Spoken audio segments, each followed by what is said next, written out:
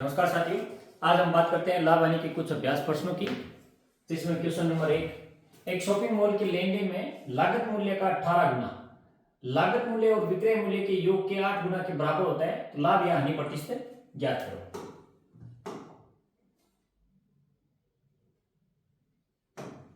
अब इसमें क्या करें कि एक शॉपिंग मॉल के लेन देन में एक कोई शॉपिंग मॉल है, उसमें लेन देन का हिसाब किया। उसमें क्या हुआ, लागत मूल्य का 18 गुना। लागत मूल्य का मतलब क्या हुआ, क्रय मूल्य। लागत मूल्य का मतलब क्या हुआ, क्रय मूल्य। क्रय मूल्य का 18 गुना मतलब क्या हुआ, क्रय मूल्य मतलब कॉस्ट प्राइस मतलब सीपी। सीपी का 18 गुना मतलब सीपी में कितने गुना होगा, 18। लागत मूल्य और विक्रय मूल्य के योग के, लागत मूल्य मतलब कॉस्ट प्राइस मतलब क्रय मूल्य, लागत मूल्य का मतलब क्रय मूल्य, और विक्रय मूल्य मतलब सेलिंग प्राइस एसपी। सीपी और एसपी के योग के 8 गुना के बराबर होता है। तो क्वेश्चन के हिसाब से अपने क्या पता चला कि लागत मूल्य का 18 गुना किसके बराबर है, लागत मूल्य और विक्रय मूल्य सीपी प्लस एसपी, विक्रय मूल्य के योग के 8 गुना मतलब इन दोनों के योग के 8 गुना के बराबर होता है।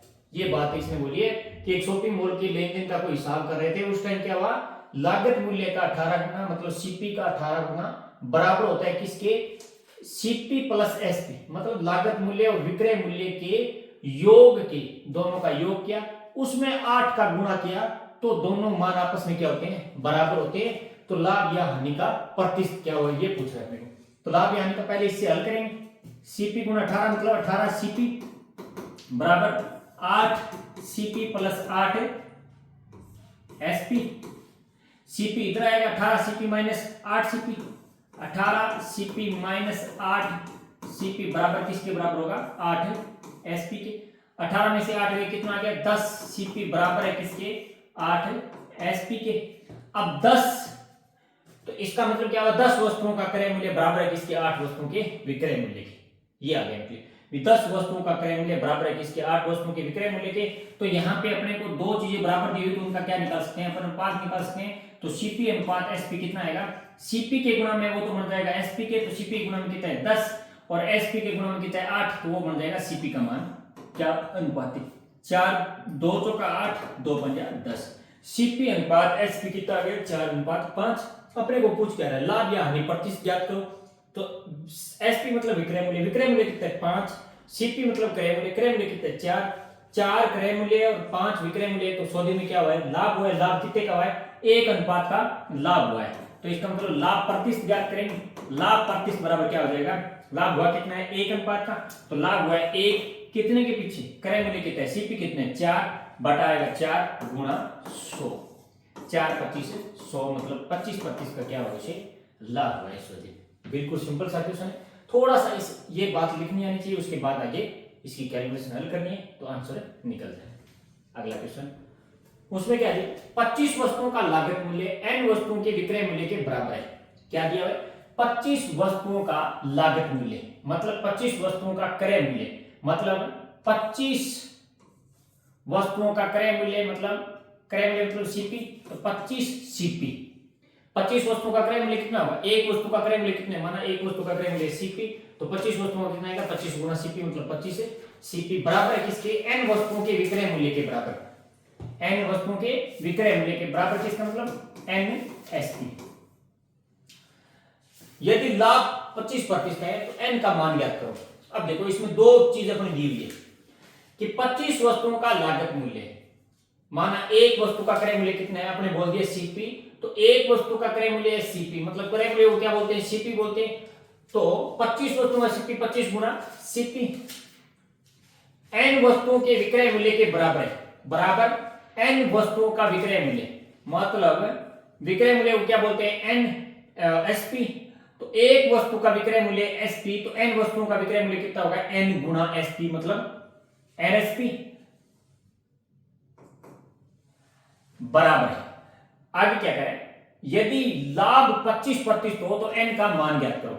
तो n का मान कैसे ज्ञात करेंगे, यहां पे क्या दिया हुआ है, यदि लाभ 25% हो तो 25% का मतलब क्रय मूल्य अगर 100 है, सीपी अगर 100 है तो एसपी कितना होगा, मतलब विक्रय मूल्य सेलिंग प्राइस कितना होगा 125। 25% लाभ का मतलब क्या है, अगर क्रय मूल्य 100 है तो विक्रय मूल्य कितना होगा 125। विक्रय मूल्य को क्या बोलते हैं, सेलिंग प्राइस मतलब एसपी, और क्रय मूल्य को क्या बोलते हैं, सीपी मतलब कॉस्ट प्राइस। तो विक्रय मूल्य सॉरी क्रय मूल्य अगर 100 है तो विक्रय मूल्य कितना होगा 125। ये अपने को किससे पता चला, लाभ प्रतिशत। लाभ प्रतिशत कितना दिया हुआ है 25%, तो उससे पता चला। तो इनका अनुपातिक, ये क्या होता है, एक अनुपातिक मान होता है। क्रय मूल्य और विक्रय मूल्य का क्या होता है, ये अनुपातिक मान होता है। और अनुपात में हमेशा वही संख्या लिखी जाती है जिसमें दोनों में एक ही संख्या का पूरा पूरा भाग जाए, तो वो भाग देंगे पहले। तो 25 चौका 100, 25 5 125। सीपी और एसपी का अनुपात कितना है 4:5। अब इसके यहां निकालेंगे, यहां कह रहा है 25 वस्तुओं का क्रय मूल्य बराबर है n वस्तुओं के विक्रय मूल्य के। तो यहां पे अपने को ये भी लिख सकते हैं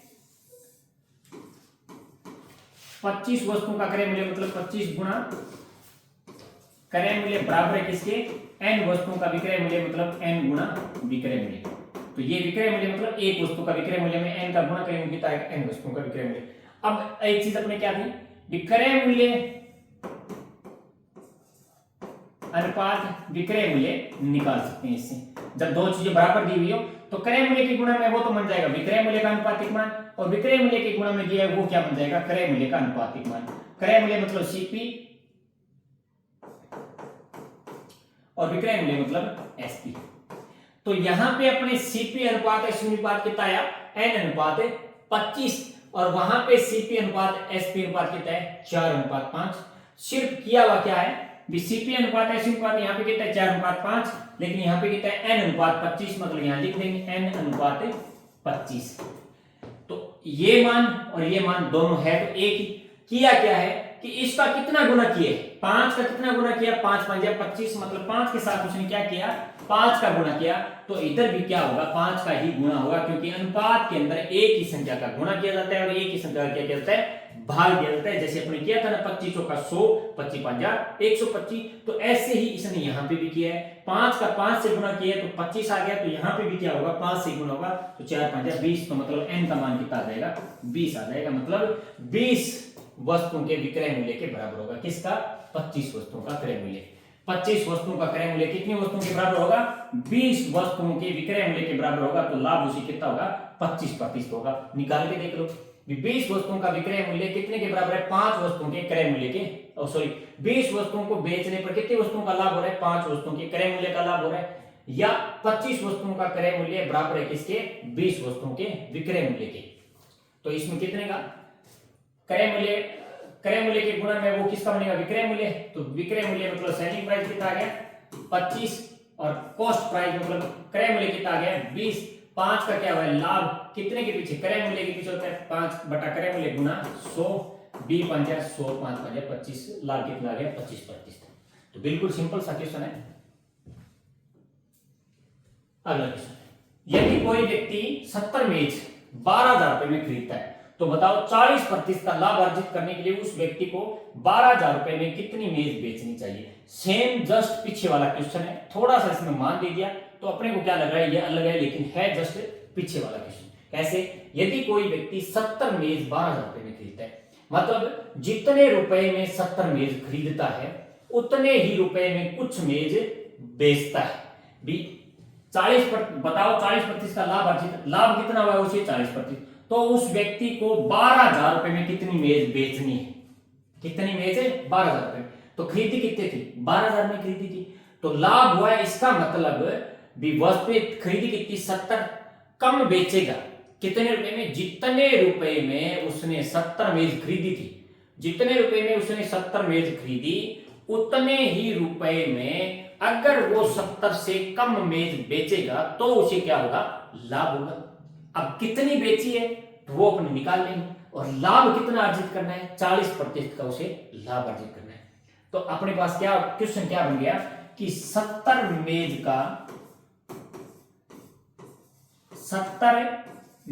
का क्रय मूल्य बराबर है एन ही मान लेते हैं, एन मेज के विक्रय मूल्य के।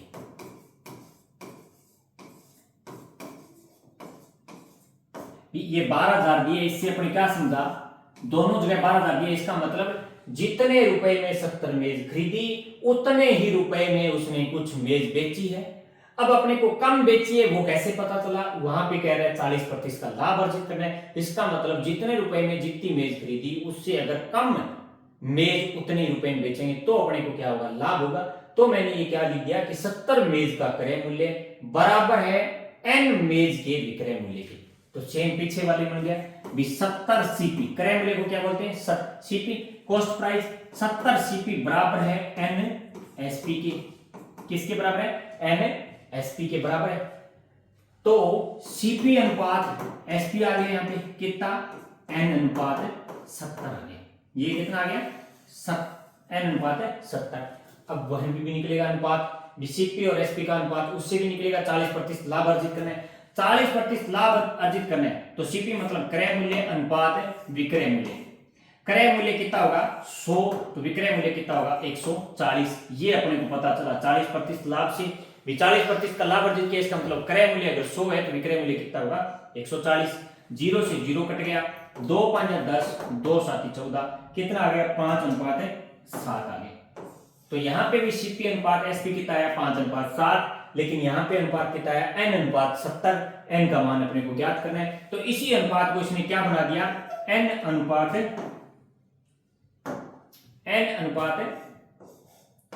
70 बना दिया।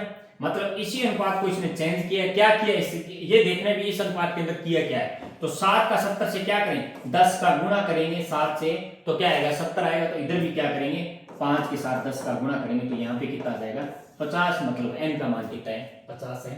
तो वो कितनी मेज बेचेगा 12,000 में, 50 मेज अगर 12,000 में बेचता है तो उसे 40% लाभ होगा। मतलब 70 मेज की जगह 12,000 में वो कितनी मेज बेचे, 50 मेज बेचे तो उसे क्या होगा 40% लाभ होगा। मतलब 70 मेज का क्रय मूल्य कितनी मेज के विक्रय मूल्य के बराबर है, 50 मेज के विक्रय मूल्य के बराबर है। क्या बन गया 70 मेज का क्रय मूल्य बराबर है 50 मेज के विक्रय मूल्य।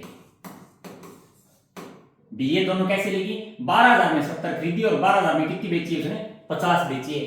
तो विक्रय मूल्य कितनी मेज का है 50 का, क्रय मूल्य कितनी का है 70 का। तो इसमें दोनों में क्या बन गया, क्रय मूल्य कितना आ जाएगा, इसमें क्रय मूल्य तो आएगा 50 और विक्रय मूल्य कितना आ जाएगा 70, क्योंकि उल्टा हो जाता है, विक्रय मूल्य के गुणा में 50 है तो वो तो बन जाएगा क्रय मूल्य, और क्रय मूल्य के गुणा में 70 है तो वो क्या बन जाएगा विक्रय मूल्य। विक्रय मूल्य 70 है और क्रय मूल्य कितना है 50, तो सौदे में क्या हुआ उसे 20 का लाभ हुआ है। और लाभ किस पे होता है हमेशा क्रय मूल्य पे, तो क्रय मूल्य कितना है 50 गुणा 100, 50 दूनी 100 कितना आ गया 40% लाभ। तो वो भी दे रखा था क्वेश्चन में, ठीक है। तो इस तरीके से इस प्रकार के क्वेश्चनों को करेंगे। अगला क्वेश्चन क्या दिया है, यदि किसी वस्तु पर मिलने वाला लाभ विक्रय मूल्य का 4/9 है। क्या कह रहा है, किसी वस्तु पर मिलने वाला लाभ विक्रय मूल्य का 4/9। तो यहां पे एक चीज देखनी है कि कितने का 4/9, मतलब इसमें 9 है वो क्या है विक्रय मूल्य, ऊपर वाला क्या होता है। दूसरी बात क्या बोली, किसी वस्तु पर मिलने वाला लाभ, तो ये लाभ है वो क्या होता है 4 होता है। जस्ट का से पहले जो शब्द होता है वो होता है उसका मान होता है कौन, नीचे वाला। बेस होता है वो क्या होता है, का से या पर होता है, उससे पहले जो नाम होता है उसी का मान होता है। तो विक्रय मूल्य का 4/9, इसका मतलब 9 इसमें क्या है विक्रय मूल्य, ऊपर वाला। दूसरी बात क्या बोली उसने, उसका मान होता है। तो दूसरी बात क्या बोली, किसी वस्तु पर मिलने वाला लाभ, तो लाभ होगा ऊपर वाला। लाभ कितना है 4, विक्रय मूल्य कितना है 9, मतलब लाभ कितना आ गया 4 और विक्रय मूल्य कितना है 9। तो क्रय मूल्य कितना हो जाएगा, जब लाभ दिया हो और विक्रय मूल्य दिया हो, तो 9 में बेची है और 4 का लाभ हुआ है, इसका मतलब घटा देंगे। तो 9 में से 4 घटा दिया कितना बचा 5, तो क्रय मूल्य कितना है 5। पूछा क्या है लाभ प्रतिशत, तो लाभ प्रतिशत ज्ञात करना है तो क्या होगा प्रतिशत। लाभ है कितना 4 और किसी चीज को प्रतिशत में बदलनी है तो 4 लाभ किस पे होता है हमेशा क्रय मूल्य, तो बटा में कौन आएगा क्रय मूल्य गुणा क्या होगा 100, 5 20 100 20 का 80, 80% क्या है उसे लाभ हुआ है। सो देख बिल्कुल सिंपल सा क्वेश्चन है। अगला क्वेश्चन, ये सारे क्वेश्चन एग्जाम में आए हुए क्वेश्चन है, छोटे छोटे जो एग्जाम होते हैं उनमें आए हुए क्वेश्चन है। किसी व्यक्ति को विक्रय मूल्य पर 13.33% हानि होती है तो वास्तविक हानि प्रतिशत ज्ञात करो।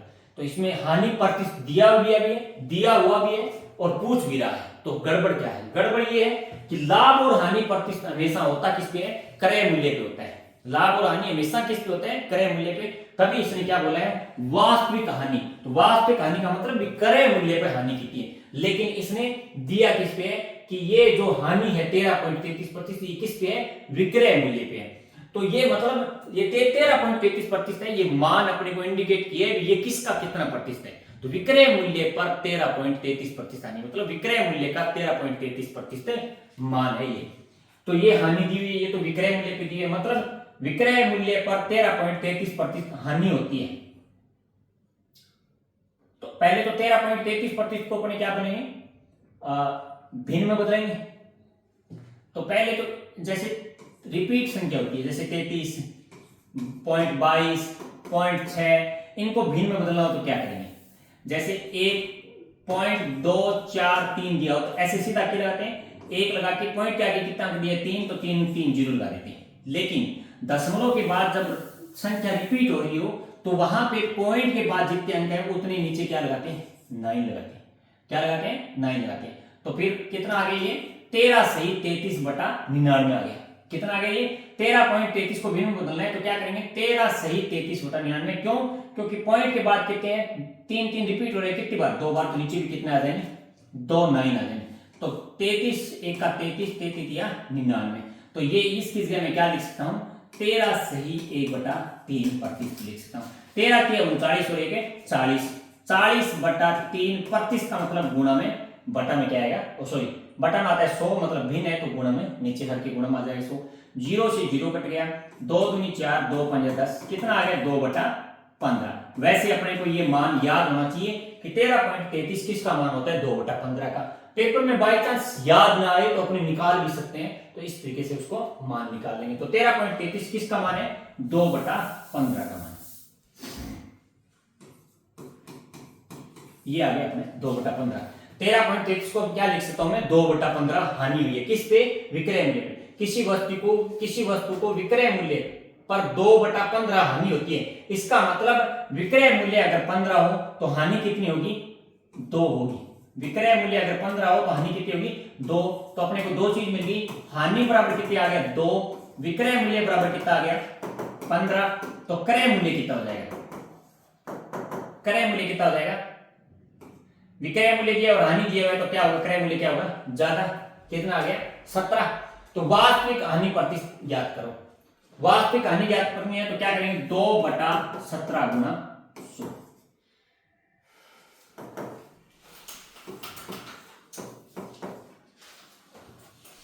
17 का भाग दे देंगे। 17 1 17 बच गए 3, 17 दूनी 34, मतलब 17 1 का 17 बच गए कितने? 13। 11 से 13/17% क्या आ जाएगा? वास्तविक हानि प्रतिशत आ जाएगा।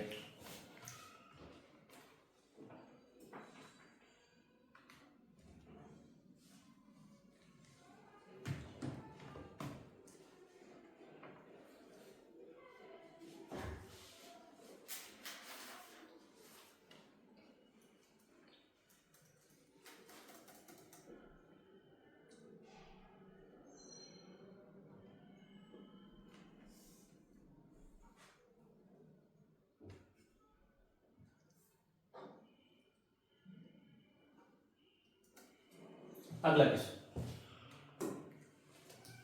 एक दुकानदार को विक्रय मूल्य पर 20% लाभ होता है तो वास्तविक लाभ ज्ञात करो। फिर अपने को क्या दिया हुआ है? दुकानदार को क्या दिया हुआ है? विक्रय मूल्य पे लाभ प्रतिशत दिया हुआ है, लेकिन पूछ क्या रहा है? वास्तविक लाभ प्रतिशत। तो इसका मतलब यहाँ पे किस में पूछ रहा है ये कि क्रय मूल्य पर कितने प्रतिशत लाभ हुआ है, क्योंकि लाभ और हानि हमेशा किस पे होते हैं? क्रय मूल्य पे। लेकिन अपने को दिया हुआ क्या है? विक्रय मूल्य पे लाभ प्रतिशत। ये मतलब 20% लाभ होता है। 20% का मतलब बटा में 100, मतलब बी का बी 5 100।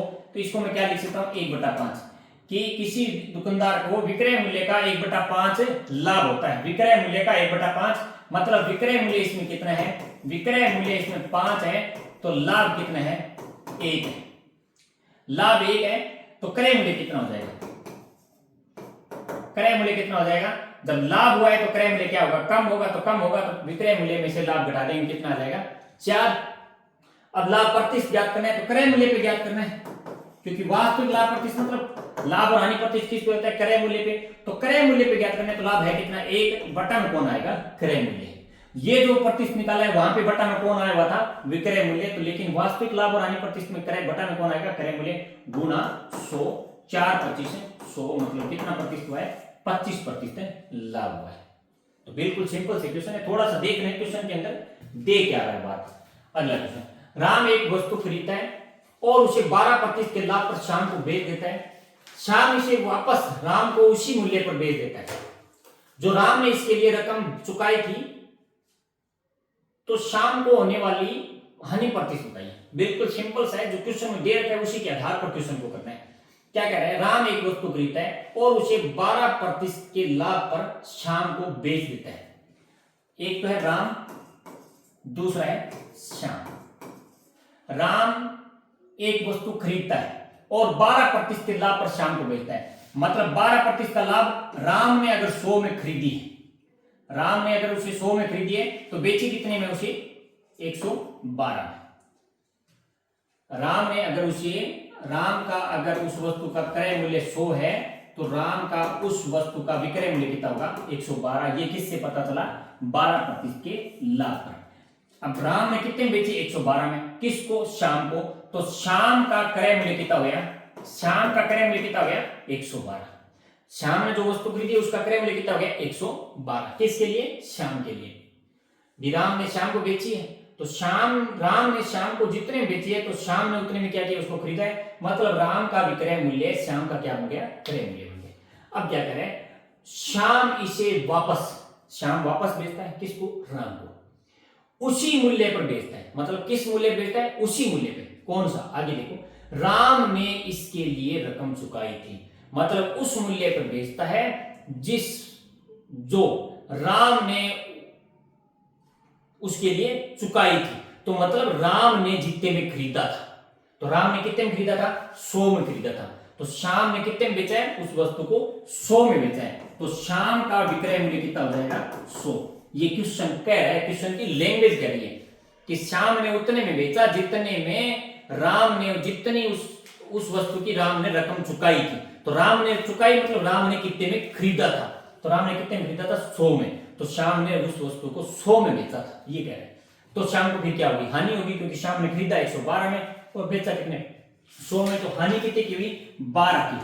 कितने के पीछे, 112 के पीछे, क्योंकि क्रय मूल्य कितना है राम श्याम का, 112 बटा में कौन आएगा, 112 गुना 100। काट दो, 4 से कट रहा है क्या, 2 चिकी 12, 2 पंजा 10 बच गया 1, 2 चिकी 12, 2 की 6, 2 दूनी 4, 2 8 16, कितना आ गया, 300 बटा 28 आ गया। कितना आ गया, 300 बटा 28। और कट रहे, काट दो, 4 7 28, 4 7 28, 4 5 20, 7 का ऊपर भाग जाएगा, 7 दाया 70, बच गए कितने, 5, 10 सही 5 बटा 7% क्या हो जाएगी, उसे हानि हो जाएगी। 10 सही 5 बटा 7%। तो बिल्कुल सिंपल सा, जो क्वेश्चन में दिया है उसी के आधार पर इस क्वेश्चन को करना है। ये एग्जाम में आया हुआ क्वेश्चन था।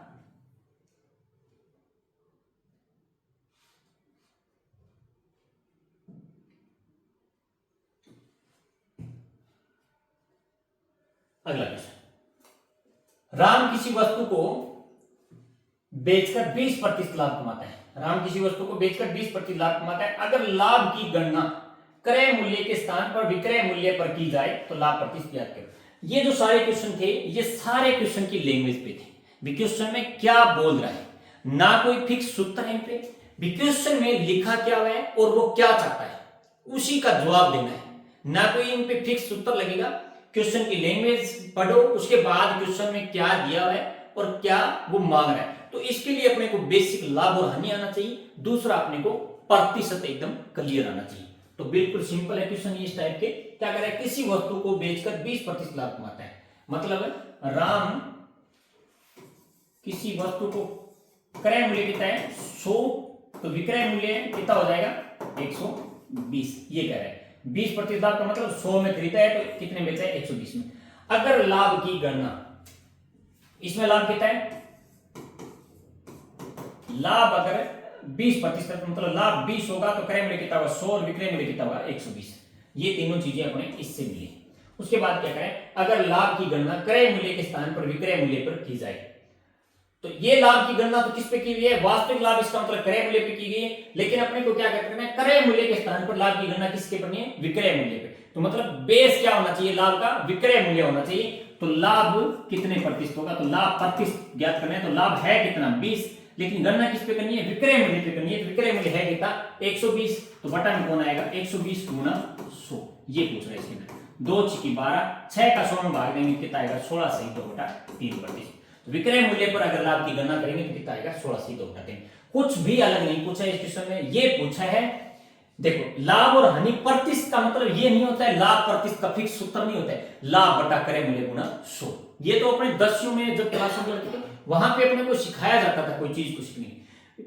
अब कंपटीशन के अंदर क्या होता है कि कोई चीज को अपने को पूछ रहा है कि किस चीज का कितना क्या होगा, लाभ प्रतिशत, लाभ निकाल दिया, लाभ पता यहां से चलेगा। विक्रय मूल्य कितना है 100, विक्रय मूल्य कितना है 120, मतलब 100 में खरीदी और 120 में बेची, स्वाभाविक सी बात है 20 रुपए का लाभ हुआ है। अब इसको प्रतिशत में बदलना है, तो प्रतिशत का मतलब होता है कि दूसरे को बताना एक सांकेतिक रूप में भी किसी चीज पे कितना हो रहा है, टोटल दूसरे को पता भी नहीं चलेगा और उसको पता भी ये चल जाएगा भी लाभ हो कितना है 20%। मतलब उस कंपनी में अगर 100 रुपए कोई चीज की कीमत लगी हुई है तो वहां पे उसे 20 रुपए लाभ होगा। अब दूसरे को ये भी पता नहीं चला वहां लगा हुआ कितना है, लाख लगा हुआ है 50 लाख लगा हुआ है, लेकिन लाभ पता चल गया भी वहां पे अगर लाख रुपए लगे हुए हैं तो 100 के पीछे 20 रुपए उसे प्रॉफिट हो रहा है, तो लाख के पीछे कितना होगा वो अपने आप निकालेगा। तो वहां पे उस कंपनी के डाटा छुपा हो रह गया भी, वहां पे टोटल कितनी इनकम आ रही है उसका भी पता नहीं चलेगा और ये भी पता चलेगा भी कंपनी घाटे में है या फायदे में। 20% लाभ का मतलब अगर उस कीमत उस कंपनी में लागत कितनी हो उस पे क्या हो रहा है उसे 20 रुपए का 20% का क्या हो रहा है लाभ हो रहा है। तो यहाँ पे क्या वास्तविक लाभ प्रतिशत का मतलब क्रय मूल्य पे होता है, और दूसरा अगर कुछ अदर पे पूछना चाहता है तो बता देंगे क्या कि प्रतिशत बदलना है, लेकिन किसके आधार पर बदलना है, विक्रय मूल्य पे। तो प्रतिशत किसको बदलना है, लाभ को। तो लाभ है कितना 20, तो बटा में क्या लिखना है, वास्तविक पूछ रहा है तो बटा में क्रय मूल्य लिखना है। अगर अदर कोई पूछ रहा है तो ये क्या पूछ रहे हैं, लाभ की गणना क्रय मूल्य के स्थान पर विक्रय मूल्य पे करनी, तो बटा में कौन आ जाएगा, विक्रय मूल्य आ जाएगा। तो इस विक्रय मूल्य गुणा 100, क्योंकि कोई संख्या को प्रतिशत बदलना है तो गुणा किसका होता है 100 का, तो निकाल देंगे कितना है 16 से 2/3%। तो बिल्कुल सिंपल थे, आज के लिए इतना ही।